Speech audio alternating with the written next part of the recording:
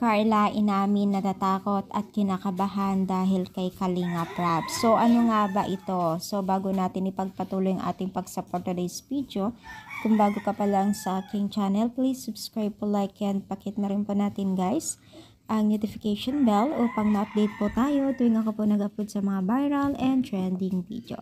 So alam niyo ba guys na itong si Carla ay inamin niya mismo during live na kung saan kinakabahan siya na mapagalitan po ni Kalinga Prab dahil po sa pagla-live niya na di umano ay hindi naman daw nagpaalam totally, pero giit naman niya ay sinabihan daw na mismo ni Kalinga Prab na minsan ay magkaroon ng time o mag-live naman daw siya sa kanyang YouTube channel dahil alam naman natin pag nag-live din siya sa YouTube channel talagang napakarami din po ng kanyang views at talagang tinatangkilikan at maraming nagsisend sa kanya ng palipad o mga pera, di ba?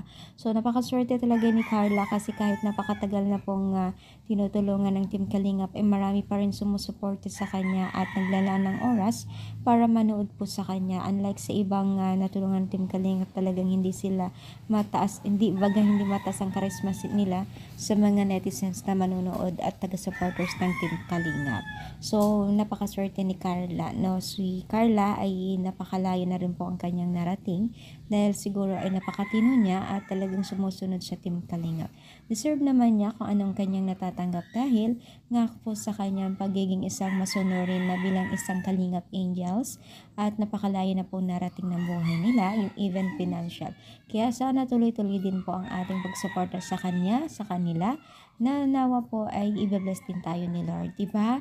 So thank you so much guys. Anong masasabi ninyo? Comment down, palike po ang ating video. Thank you, more power, and God bless all guys.